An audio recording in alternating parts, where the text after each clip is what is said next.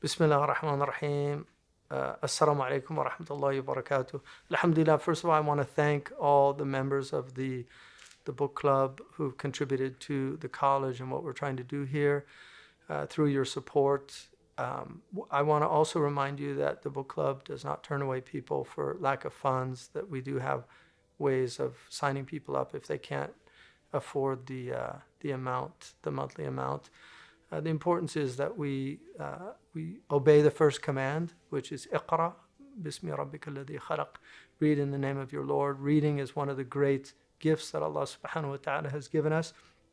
It's one of in the maratib al-wujud, it's a type of existence, just the ability to write things down, that knowledge is protected, preserved, and transmitted to generations. So we're going to be reading like this, the generation of Salahuddin appeared, which is a translation of a book, Hakada Dhahara Jilu Salahuddin, by Majid al-Kilani, a really remarkable historian from Jordan, who wrote this book after going through a series of, I think, maturation, where he really was trying to understand the Muslim crises.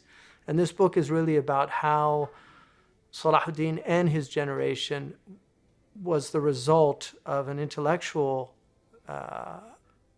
enlightenment that happened 100 years prior. So it was a long-term project that some of the great scholars had begun in the 5th century, and then by the time Salahuddin comes up, he is the fruit of seeds that were planted 100 years before. So we're going to be looking at that. It was a very interesting time. I think people forget the Crusaders were in the Muslim world for 191 years. They, at one point, were using the Sharaf al-Haram al-Sharif as the actual Masjid al-Aqsa was being used as stables for the Knights Templar. The Dome of the Rock actually had a cross on it.